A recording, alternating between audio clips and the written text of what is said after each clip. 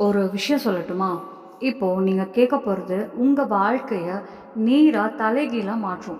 இந்த ஒரு உண்மை உங்களுக்கு புரிஞ்சா, நீங்க இனிமே பழைய மாதிரி நினைக்கவே முடியாது. நீங்க இந்த உடம்பில்ல, நீங்க எப்பவும் சாகப் போறவங்களும் இல்ல. உங்க பிறப்பு ஏதோ தவறா நடக்கல. ஒரு பெரிய காரணத்துக்காக தான் நீங்க பிறந்திருக்கீங்க. அந்த காரணம் உங்களுக்கு புரிஞ்சா, இந்த உலகத்த நீங்க இதுவரை பார்த்த மாதிரி பார்க்க மாட்டீங்க. அப்படின்னா, அந்த உண்மைய தெரிஞ்சுக்கணும்னு தோணுதா? ஏன்னா, நீங்க இப்போ கேட்க போறது ஒரு சாதாரண விஷயம் இல்ல. அது உங்க முழு வாழ்க்கையோட திசையையே மாற்றும். நீங்க ஏன் பிறந்தீங்க? உங்களால தான் ஏன் இப்படிலாம் நடக்குது? உங்களுக்குள்ள நீங்களே தெரியாம இருக்கும் அந்த சக்தி என்ன? இதெல்லாம் புரிஞ்சுட்டா, நீங்க சும்மா வாழ்றவங்களா இருக்க மாட்டீங்க. உண்மையிலேயே விழித்துக் கொள்வீங்க. நீங்க இப்ப இந்த வீடியோ பார்த்துட்டு இருக்கீங்க. இது ஒரு சாதாரண சம்பவம் இல்ல. உங்க பிறப்பு. நீங்க இங்க இருக்கிறது, இந்த கேள்வி உங்களுக்கு வருது. மனிதன் ஏன் பிறந்தான்னு கேட்கிறதே. இதெல்லாம் முன்னாடியே தீர்மானிக்கப்பட்ட விஷயம். ஆனா, நீங்க நினைக்கிற மாதிரி வாழ்ந்துட்டு சாகணும். அதுவே முடிவுன்னு இல்ல. இப்போ நீங்க தெரிஞ்சுக்க போற விஷயம், உங்க சிந்தனையையே குலைக்கும். ஏன்னா, பகவத்கீதையில ஒரு பெரிய ரகசியம் இருக்கு. அத உண்மையா புரிஞ்சுட்டா வாழ்க்கையோட அர்த்தமே மாறிடும். ஒரே உலகத்துல ஒருத்தர் பணக்காரரா பிறக்குறாங்க, இன்னொருத்தர் ஏழையா. ஒருத்தர் பிறந்ததுமே பலவீனமா, இன்னொருத்தர் பலமா. ஒருத்தர் குழந்தை வயசுலயே கஷ்டத்துல, இன்னொருத்தர் சுகமா. ஏன் இப்படின்னு நீங்க யோசிச்சிருக்கீங்களா? அது வெறும் அதிர்ஷ்டமா, அல்லது இதுக்குள்ள இன்னும் ஆழமான காரணமா இருக்கா? கீதை சொல்றது என்னன்னா, மனிதன் பிறப்பு ஒரு விபத்து இல்ல, அது ஒரு நோக்கத்தோட நடக்கிறது. ஆனா அந்த நோக்கம் என்ன? நாம எல்லாரும் என்ன நினைக்கிறோம்? படிச்சு, வேலை பண்ணி, சம்பாதிச்சு, கல்யாணம் பண்ணி, குழந்தைகள், அப்புறம் ஒரு நாள் முடிஞ்சிடும். அதுதான் வாழ்க்கைனா? மனிதனுக்கும் மிருகத்துக்கும் என்ன வித்தியாசம்? மிருகங்களும் சாப்பிடும், தூங்கும், பயப்படும், இனத்தை வளர்க்கும். அப்படின்னா மனிதன் ஸ்பெஷல் ஏன்? இங்க தான் கீதையோட உண்மையான ரகசியம் ஆரம்பிக்குது. கீதை சொல்றது, மனித உடம்பு ரொம்ப அரிதானது. அது கிடைக்க ஆன்மா லட்சக்கணக்கான பிறவிகளை கடந்து வரணும். நீங்க இங்க வர்றதுக்கு பின்னாடி ஒரு பெரிய பயணம் இருக்கு. அப்படின்னா இந்த பிறவியோட நோக்கம் என்ன? சிம்பிளா சொல்லணும்னா, புரிஞ்சுக்க கஷ்டமா இருக்கும். மனிதன் சும்மா வாழ்வதற்காக பிறக்கல, தன்னை தெரிஞ்சுக்கிறக்காகத்தான் பிறந்திருக்கான். இப்போ நீங்க நினைப்பீங்க, நான் என்ன தெரியாம இருக்கேன்? பேர் தெரியும், வீடு தெரியும், குடும்பம் தெரியும். ஆனா கீதை சொல்றது, இது எதுவும் நீங்க இல்ல. இது உங்களுடையது. ஆனா நீங்க அல்ல. கேட்க கொஞ்சம் வித்தியாசமா இருக்குதுல்ல? ஆனா இதுல தான் பெரிய ரகசியம் இருக்கு. நீங்க இந்த உடம்பு இல்லைன்னா அப்படின்னா நீங்க யாரு? கீதை சொல்றது, நீங்க ஆன்மா, ஒரு சக்தி. அது பிறக்காது, சாகாது. உடம்பு மட்டும் மாறும். ஆன்மா மாறாது. நீங்க உடை மாற்ற மாதிரி. ஆன்மா உடம்ப மாற்றும். அப்படின்னா நாம ஆன்மா என்றால் மனித பிறப்பு ஏன்? இங்க தான் பெரும்பாலானவர்கள் தவறுறாங்க. நாம முழு வாழ்க்கையையும் உடம்ப சந்தோஷப்படுத்துறதுல செலவழிக்கிறோம். சாப்பாடு, ட்ரெஸ்ஸு, பெயர், பணம், மரியாதை. ஆனா ஆன்மா, கீதை சொல்றது, ஆன்மாவுக்கு அதன் உண்மை தெரியும் வரை அது பிறவி மரணம் சுழற்சியில சிக்கிக்கிட்டே இருக்கும். மீண்டும் மீண்டும் பிறப்பு, மீண்டும் மரணம். உடம்பு மட்டும் மாறும். அப்படின்னா இதுலேருந்து வெளியவே வர முடியாதா? முடியும். இதுதான் மனித பிறவியோட உண்மையான நோக்கம், முக்தி. இந்த சுழற்சியிலிருந்து வெளியே வருவது, அதை செய்ய முடிவது மனிதனால மட்டும்தான். ஆனா எப்படி? முதல்ல நீங்க புரிஞ்சுக்கணும், உங்க வாழ்க்கை நீங்க நினைக்கிற மாதிரி நடக்கல. நான் செய்கிறேன்னு நீங்க நினைக்கிறது உண்மையிலே முழுக்க உங்களால இல்லை. கீதை சொல்றது, உங்க எண்ணங்கள், ஆசைகள், செயல்கள் எல்லாமே உங்க பழைய பிறவிகளோட விளைவு. நீங்க இப்ப இருக்கிற நிலை திடீர்னு வந்தது இல்ல, பல பிறவிகளோட விளைவு. இப்போ நீங்க ஏதாவது செய்யறது, அதுவும் உங்க அடுத்த பிறவியை கட்டும். இதுதான் கர்மா. இதனால தான் இந்த சுழற்சியில நாம சிக்கிக்கிறோம். அப்படின்னா வழி என்ன? கீதை சொல்றது, நீங்க உங்களோட உண்மையான தன்மையை அறிஞ்சாதான் இந்த சுழற்சியிலிருந்து வெளியே வர முடியும். ஆனா அது அவ்வளவு ஈஸி இல்லை. ஏன்னா உலகமே உங்களை டிஸ்ட்ராக்ட் பண்ணுது. சோஷியல் மீடியா, ஆசை, ஒப்பீடு, அகங்காரம், இதெல்லாம் சேர்ந்து உங்களை உண்மையிலிருந்து தள்ளுது. நீங்க நினைப்பீங்க, இன்னும் கொஞ்சம் பணம் கிடைச்சா சரி, இன்னும் கொஞ்சம் சந்தோஷம் வந்தா சரி. ஆனா உண்மை என்ன? ஆசைக்கு முடிவே கிடையாது. ஒன்று நிறைவேறினா இன்னொன்று ஆரம்பம். அப்படியே வாழ்க்கை முழுக்க போயிடும். கடைசியில் எது மிஞ்சும்? சோர்வு, வருத்தம், ஒரு காலியான உணர்வு. அப்படின்னா எல்லாத்தையும் விட்டு விலகணுமா? இல்ல. கீதை அது சொல்லவே இல்லை. உலகத்துல இருக்கணும், ஆனா அதுக்கு அடிமையாக கூடாது. அதுதான் கலை. வேலை பண்ணுங்க, சம்பாதிங்க, குடும்பத்தை பார்த்துக்கோங்க. ஆனா இது எல்லாம் தற்காலிகம்னு புரிஞ்சுக்கிட்டு பண்ணுங்க. ஏன்னா உங்க உண்மையான நோக்கம் இதை விட மேலானது. இப்போ கேள்வி, இதை புரிஞ்சுக்கிட்டா அடுத்தது என்ன? அதுதான் அடுத்த ரகசியம். ஆனா இதை செய்வது தான் ரொம்ப கஷ்டம். ஏன்னா நாம ஒவ்வொரு செயல் பண்ணும் போதும் அதுக்கு பின்னாடி ஒரு எதிர்பார்ப்பு இருக்கும். இது கிடைக்கும், அது வேணும்னு. இது கிடைக்கலனா உடனே மனசு பாதிக்கப்படும், துக்கம் வரும். ஆனா கீதை சொல்றது என்னன்னா, நீங்க பற்றில்லாம, அதாவது அட்டாச்மெண்ட் இல்லாம வேலை பண்ணீங்கன்னா கர்ம பந்தத்திலிருந்து நீங்க விடுபடலாம். அதாவது வேலை அதே மாதிரி தான் இருக்கும், ஆனா உங்க சிந்தனை மாறிடும். நீங்க வேலை பண்ணுவீங்க, ஆனா அதுக்கு அடிமையா இருக்க மாட்டீங்க. இதுதான் உண்மையான சுதந்திரம். மூன்றாவது பாதை பக்தி. இதுதான் ரொம்ப சக்தி வாய்ந்த வழி. பக்தி என்றால் சும்மா பூஜை பண்றதுல இல்ல, அது முழு ஒப்படைப்பு. என்ன நடக்குது அதை ஏற்றுக்கொள்வது. எல்லாத்தையும் நான் கட்டுப்படுத்த முடியாதுன்னு புரிஞ்சுக்கிறது தான். இந்த உணர்வு வந்ததும் உள்ள ஒரு வித்தியாசமான அமைதி வரும். ஏன்னா நீங்க இனிமேல் ஒவ்வொரு விஷயத்தோட சண்டை போட மாட்டீங்க. நீங்க வாழ்க்கை ஓட்டத்தோட சேர்ந்து போடுவீங்க. இதுதான் பக்தியின் சக்தி. இப்போ நினைச்சு பாருங்க, ஒரு மனிதனுக்கு இந்த மூணும் இருந்தா என்னாகும்? ஞானம், சரியான செயல், பக்தி. அந்த மனிதன் மெதுவா மாற ஆரம்பிப்பான். அவனோட சிந்தனை மாறும், நடத்தை மாறும், அவனோட முன்னுரிமைகள் மாறும். அதை விட முக்கியமா அவனுக்குள்ளே அமைதி கிடைக்க ஆரம்பிக்கும். ஆனா ஒரு முக்கியமான கேள்வி, இது இவ்வளவு சக்தி வாய்ந்ததா இருந்தா எல்லாரும் ஏன் இதை பின்பற்ற மாட்டாங்க? ஏன்னா மனசு ரொம்ப சாணக்கியம்.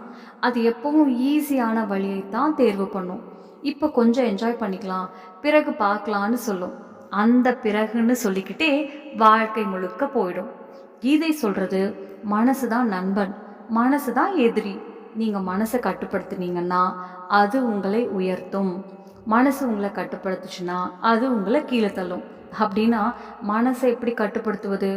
இதுதான் அடுத்த ரகசியம். மனசை கட்டுப்படுத்துறது ஜோரா அழுத்துறதுல இல்லை. நீங்க அதை எவ்வளவு தடுக்க முயற்சி பண்ணீங்கன்னா அது அதை விட அதிகமா துள்ளும். சரியான வழி என்னன்னா அதை புரிஞ்சுக்கணும். மெதுவா சரியான திசைக்கு கொண்டு போகணும். ஒரு குழந்தைய மாதிரி நினைச்சு பாருங்களேன். நீங்க அதை அடிச்சிங்கன்னா அது இன்னும் பிடிவாதம் பிடிக்கும். ஆனா அன்பா சொல்லி புரிய வச்சிங்கன்னா அது கேட்கும். மனசும் அதே மாதிரி தான். இங்க ஒரு முக்கியமான உண்மை, நீங்க மனசு இல்லை, மனசு உங்க ஒரு பகுதி தான். ஆனா நீங்க அதுல இருந்து வேறுபட்டவங்க. இந்த உண்மை புரிஞ்சா எல்லாமே மாறிடும். ஏன்னா அப்புறம் நீங்க மனசுக்கு பின்னாடி ஓட மாட்டீங்க, அதை கவனிக்க ஆரம்பிப்பீங்க. அப்படி கவனிக்க ஆரம்பிச்சா மெதுவா அதன் கண்ட்ரோல் குறைய ஆரம்பிக்கும். இதுதான் தியானம், மெடிடேஷன் சொல்வதோட உண்மையான அர்த்தம். தியானம் என்றால் வெளியே இல்லை, உள்ள பார்க்கறது.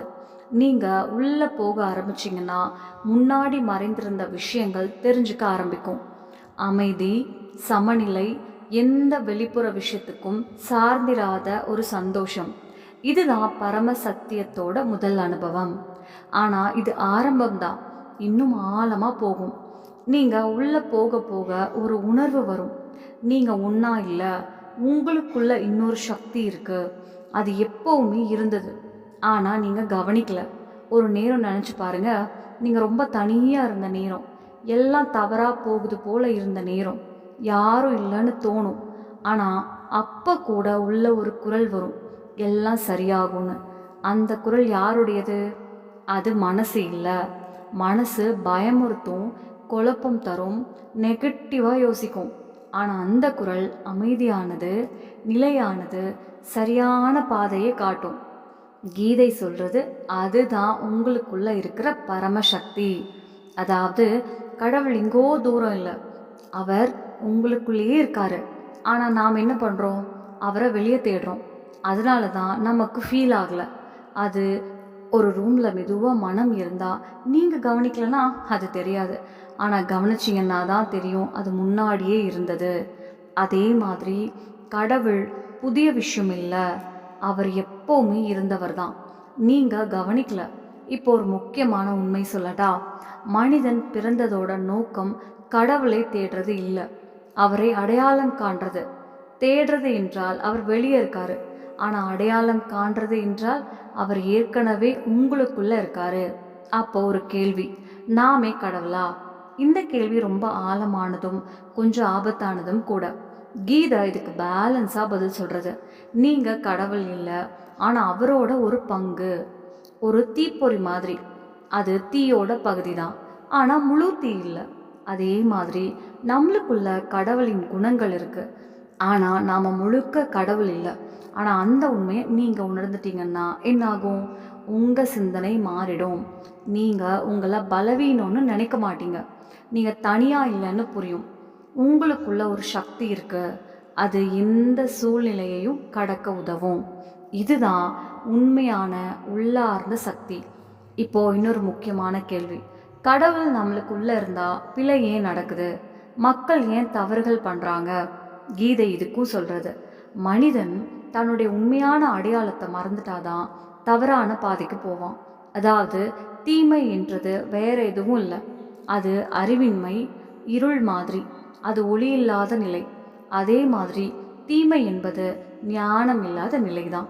மனிதன் தன்னுடைய உண்மையை மறந்தா அவன் பேராசை, கோபம், அகம்பாவம் இவைகளில் சிக்கிக்குவான். அப்புறம் அவன் செய்கிற செயல்களே அவனை இன்னும் கட்டி போடும். இப்போ நினச்சி பாருங்க, ஒவ்வொரு மனிதனுக்கும் இந்த உண்மை புரிஞ்சா அவன் யாரையும் காயப்படுத்துவானா? இல்லை. ஏன்னா அவன் ஒவ்வொருத்தருக்குள்ளேயும் அதே சக்தியை பார்க்க ஆரம்பிப்பான். அதனால தான் பெரிய மனிதர்கள் எப்பவும் அமைதியாக இருப்பாங்க. அவங்களுக்கு தெரியும் எல்லாருக்குள்ளேயும் அதே ஒன்று தான் இருக்கு. ஆனால் இன்னொரு கேள்வி வரும், அப்படின்னா ஏன் வித்தியாசம்? ஏன் ஒருத்தர் பணக்காரரு, இன்னொருத்தர் ஏழை, ஒருத்தர் சந்தோஷமா இருக்காரு, இன்னொருத்தர் துக்கம்? கீதை சொல்றது, வித்தியாசம் உடம்பும் மனசும் தான், ஆன்மா இல்லை. உள்ளுக்குள்ள எல்லாரும் ஒரே மாதிரி தான், வெளியில மட்டும் வித்தியாசம் தெரியும். இப்போ ஒரே மின்சாரம் பல விளக்குகள்ல வெவ்வேறு ஒளி கொடுக்குற மாதிரி. விளக்குகள் வேறு, ஆனா மின்சாரம் ஒன்று தான். அதே மாதிரி தான் உடம்பு வேறா இருந்தாலும் ஆன்மா ஒரே மூலத்திலிருந்து தான் வந்தது. இப்போ நீங்க இதை உணர்ந்துட்டீங்கன்னா உங்களுக்குள்ள என்ன மாறும்? முதல்ல கம்பேரிஷன் முடிஞ்சிடும். நீங்க மற்றவங்களை பார்த்து பொறாமைப்பட மாட்டீங்க. ஏன்னா உங்களுக்கு புரியும், அவங்க கிட்ட இருக்கிறது அவங்க கர்மத்தின் பலன், உங்ககிட்ட இருக்கிறது உங்க கர்மத்தின் பலன். அப்புறம் நீங்க உங்க வாழ்க்கையே கவனிக்க ஆரம்பிப்பீங்க. அதுதான் உண்மையான வளர்ச்சி. இப்போ இன்னொரு முக்கியமான விஷயம் சொல்லட்டுமா? மனித வாழ்க்கையிலேயே பெரிய பிரச்சனை என்னன்னு தெரிஞ்சுக்கணுமா? மறந்து போறது. நாம் யாருன்னு மறந்துடுறோம், ஏன் வந்தோம், என்ன பண்ணணும் எல்லாம் மறந்துடுறோம். அப்புறம் சின்ன சின்ன விஷயங்களில் சிக்கிக்கிறோம். கொஞ்சம் பணம், கொஞ்சம் மதிப்பு, கொஞ்சம் சந்தோஷம், அதுலேயே வாழ்க்கை முழுக்க போயிடும். ஆனால் உள்ள எப்பவும் ஒரு வெறுமை இருக்கும். ஏன்? நீங்கள் பிறந்ததுக்கான காரணத்துக்காக நீங்கள் வாழ்கிறதில்ல. அப்போ கேள்வி, நாம் மறந்துட்டோன்னா எப்படி நினைவுக்கு கொண்டு வர்றது? இதில் தான் அடுத்த பாதை ஆரம்பிக்குது. சங்கதி, அதாவது கம்பெனி. நீங்கள் யாரோட இருக்கீங்களோ அதே மாதிரி தான் ஆகுறீங்க. நீங்கள் சும்மா என்ஜாய் பண்ணுறவங்களோட இருந்தீங்கன்னா நீங்களும் அப்படியே ஆயிடுவீங்க. ஆனால் உண்மையை தேடுறவங்களோட இருந்தீங்கன்னா நீங்களும் அந்த பாதைக்கு போக ஆரம்பிப்பீங்க. அதனால தான் சொல்கிறாங்க, நல்ல சங்கம், அதாவது உங்களை உயர்த்துற கூட்டம் தான் மாற்றம் கொண்டு வரும். இது சும்மா ஒரு இடத்துல உட்கார்ந்து இருக்கிறது இல்லை, அது உண்மையோட கனெக்ட் ஆகிறது. அதாவது சிம்பிளாக சொன்னால், நல்ல ஃப்ரெண்ட்ஸாக இருக்கலாம், ஸ்பிரிச்சுவல் பேசுகிற ஒருத்தராக இருக்கலாம், நல்ல புத்தகம் அல்லது வீடியோவாக இருக்கலாம். உண்மையை நினைவூட்டும் எதுவும் பாசிட்டிவ் தான். நீங்கள் அந்த உண்மையை மீண்டும் மீண்டும் கேட்டுக்கிட்டே இருந்தீங்கன்னா அது மெதுவாக உங்களுக்குள்ள உட்கார ஆரம்பிக்கும். ஒரு நாள் திடீர்னு உங்களுக்கு தோணும், நான் முன்னாடி மாதிரி இல்லை, அதுதான் உண்மையான மாற்றம். ஆனால் இந்த பாதை ஈஸி இல்லை. நீங்கள் மாற ஆரம்பிச்சிங்கன்னா உலகம் உங்களை திரும்ப இழுக்க முயலும். பழைய பழக்கங்கள், பழைய நண்பர்கள், பழைய சிந்தனை எல்லாம் உங்களை பழைய நிலைக்கு கொண்டு போக முயலும். அப்போ தான் உண்மையான டெஸ்ட். நீங்கள் உங்கள் பாதையிலேயே நிலைத்து நிற்பீங்களா, இல்லை பழைய வாழ்க்கைக்கு திரும்ப போவீங்களா? இதுதான் உங்கள் இலக்கை அடைவீங்களா இல்லையா என்பதை முடிவு செய்யும். இப்போது அடுத்த ரகசியம் இன்னும் ஆழமாக இருக்கும். இப்போ வரைக்கும் நமக்கு புரிஞ்சிருக்கிறது, நாம் யார், நமக்குள்ளே என்ன இருக்குது, என்ன பண்ணணும். ஆனால் ஒரு கேள்வி, எல்லாராலும் இந்த பாதையில் போக முடியுமா, இல்லை இதில் சில பேருக்கு மட்டும்தானா? உண்மை கொஞ்சம் வேறு மாதிரி. எல்லாராலும் இந்த பாதையில் போக முடியும், ஆனால் எல்லாரும் போக விரும்ப மாட்டாங்க. ஏன்னா இந்த பாதை வெளியில் ஈஸியாக தெரியலாம், ஆனால் உள்ள ரொம்ப சேலஞ்சிங். நீங்கள் உங்களையே நேராக பார்க்கணும், உங்கள் பலவீனங்களை ஒத்துக்கணும், உங்கள் தவறுகளை ஏற்றுக்கணும். இதுதான் ரொம்ப கஷ்டமான விஷயம். நாம் மற்றவங்களோட தவறுகளை எளிதாக பார்க்குறோம், ஆனால் நம்ம பார்க்க தான் தயக்கம். ஆனால் கீதை சொல்கிறது, உண்மையிலிருந்து ஓடுறவங்க எப்பவும் அமைதியை அடைய மாட்டாங்க. இங்கே தான் உண்மையான மாற்றம் ஆரம்பிக்குது. நீங்கள் உங்கள் உள்ளத்தை பார்க்க ஆரம்பிக்கிறீங்கன்னா உங்கள் கோபம், பயம், அகம்பாவம், ஆசைகள் எல்லாம் தெரிய ஆரம்பிக்கும். அதை விட முக்கியமாக நீங்கள் இதற்கெல்லாம் அடிமைன்னு புரியும். இப்போ யோசிங்க, நீங்கள் உங்கள் கோபத்தையே கண்ட்ரோல் பண்ண முடியலன்னா அது உங்கள் பலமா இல்லை பலவீனமா? உங்கள் மூட் மற்றவங்களால் மாறுதுன்னா நீங்கள் உண்மையிலேயே சுதந்திரமா? இல்லை, இந்த ரியலைசேஷன் தான் மாற்றத்தை ஆரம்பிக்கும். இப்போது நீங்கள் வெளியுலகத்தை குறை சொல்ல மாட்டீங்க, உங்கள் உள்ளத்தை மாற்ற ஆரம்பிப்பீங்க. இதுதான் உண்மையான சேஞ்ச். ஆனால் இது திடீர்னுலாம் வராது, மெதுவாக வரும். சூரியன் மெதுவாக உதிக்கிற மாதிரி, இருள் தானாக போகிற மாதிரி. அதே மாதிரி உங்களுக்குள்ள அவேர்னஸ் அதிகமானால் பழைய பழக்கங்கள் தானாக குறையும். இப்போ ஒரு ப்ராக்டிக்கல் விஷயம், இந்த பாதையில் போகணுன்னா 3 விஷயங்கள் பண்ணணும். முதலாவது, உங்கள் காலை நேரத்தை மாற்றுங்க. எழுந்ததும் ஃபோன் எடுக்காதீங்க. முதல் 10லிருந்து ஒரு 15 நிமிஷம் உங்களோட நீங்கள் உட்காருங்க. எதுவும் செய்யாதீங்க, உங்களுக்குள்ள என்ன நடக்குது என்பதை கவனிங்க. ஆரம்பத்தில் கஷ்டமாக இருக்கும், மனசு ஓடும், ஆனால் மெதுவாக அது பழக்கமாகும். ரெண்டாவது, உங்கள் சிந்தனைகளை கவனிங்க. நாள் முழுக்க ஆயிரக்கணக்கான தாட்ஸ் வரும், ஆனால் நாம் அவை கவனிக்க மாட்டோம். இப்போ இருந்து நெகட்டிவ் தாட் வந்தால் அதை பிடிங்க, உங்களையே கேளுங்க, இது அவசியமா? மெதுவாக மனசு அமைதியாக ஆரம்பிக்கும். மூன்றாவது, உங்கள் செயலை சுத்தப்படுத்துங்க. நீங்கள் எது செஞ்சாலும் உங்கள் இன்டென்ஷன் கிளியராக இருக்கணும். உதவி செஞ்சால் எதிர்பார்ப்பு வைக்காதீங்க, வேலை செஞ்சால் ரிசல்ட்டுக்காக மட்டும் செய்யாதீங்க. இந்த சின்ன சேஞ்சஸ் தான் உங்களை உள்ளிருந்து மாற்ற ஆரம்பிக்கும். இப்போது இன்னொரு ஆழமான விஷயம், இந்த பாதையில் போக போக வெளிய விஷயங்களில் சந்தோஷம் குறையும், ஆனால் உள்ள அமைதி அதிகரிக்கும். நீங்கள் தனியாக இருந்தாலும் சந்தோஷமாக இருப்பீங்க. இது தனிமை இல்லை, இது உள்ளார்ந்த நிறைவு. இப்போ உங்களுக்கு எப்பவும் டிஸ்ட்ராக்ஷன் வேணும்னு தோணாது. இதுதான் உண்மையான சுதந்திரம். இப்போ நினச்சி பாருங்க, ஒரு மனிதன் இந்த நிலைக்கு வந்தால் என்னாகும்? அவனுக்கு ஸ்ட்ரெஸ் இருக்காது, கம்பேரிஷன் இருக்காது, ஜெலசி அதாவது பொறாமை இருக்காது. எந்த சூழ்நிலையிலையும் அவன் நிலையானவராக இருப்பான். இதுதான் கீதை சொல்கிற அல்டிமேட் கோல். ஒரு நிலையான புத்தி, ஸ்டேபிள் மைண்டுடைய மனிதன் ஆகிறது. ஆனால் இங்கே ஒரு முக்கியமான விஷயம், இந்த பாதையில் போகிறதால ப்ராப்ளம்ஸ் வராதுன்னு அர்த்தம் இல்லை. ப்ராப்ளம்ஸ் வரும், சில சமயம் இன்னும் அதிகமாக வரும். ஆனால் டிஃப்ரென்ஸ் என்னென்னா, நீங்கள் அதை வேறு மாதிரி பார்ப்பீங்க. முன்னாடி பேனிக் ஆவீங்க, இப்போ அப்சர்வ் பண்ணுவீங்க. முன்னாடி ரியாக்ட் பண்ணுவீங்க, இப்போ ரெஸ்பாண்ட் பண்ணுவீங்க. இதுதான் மெச்சூரிட்டி. வாழ்க்கை உங்களை மீண்டும் மீண்டும் டெஸ்ட் பண்ணும். கோபத்தால், பேராசையால், பயத்தால் ஒவ்வொரு தடவையும் நீங்கள் தேர்வு செய்யணும். பழைய மாதிரி ரியாக்ட் பண்ணுவீங்களா, இல்லை புதிய மாதிரி ரெஸ்பாண்ட் பண்ணுவீங்களா? இந்த சின்ன டெசிஷன்ஸ் தான் உங்கள் ஃப்யூச்சரை உருவாக்கும். இப்போ ஒரு பவர்ஃபுல் ரியலைசேஷன், உங்கள் வாழ்க்கை வெளியுலகத்தால் இல்லை, உங்களுக்குள்ளேருந்து உருவாகுது. உள்ள கிளாரிட்டி இருந்தால் வெளியே எல்லாமே மெதுவாக சரியாகும். உள்ள கன்ஃபியூஷன் இருந்தால் வெளியே எல்லாம் பர்ஃபெக்ட் ஆனாலும் நீங்கள் சந்தோஷமாக இருக்க முடியாது. அப்போ கேள்வி, இந்த ஜேர்னி முடிவுக்கு வருமா? கீதை இதுக்கும் சொல்கிறது, மனிதன் தன்னுடைய உண்மையான இயல்பை முழுமையாக அறிஞ்சிட்டான்னா அவனோட தேடல் முடிஞ்சிடும். ஆனால் அந்த நிலைக்கு போக நீங்கள் தொடர்ந்து பயணம் செய்யணும். இது ஒரு நாள் வேலை இல்லை, ஒரு மாத வேலையும் இல்லை. இது ஒரு ப்ராசஸ். இந்த ப்ராசஸை புரிஞ்சுக்கிறவன் எப்பவும் தோக்க மாட்டான்.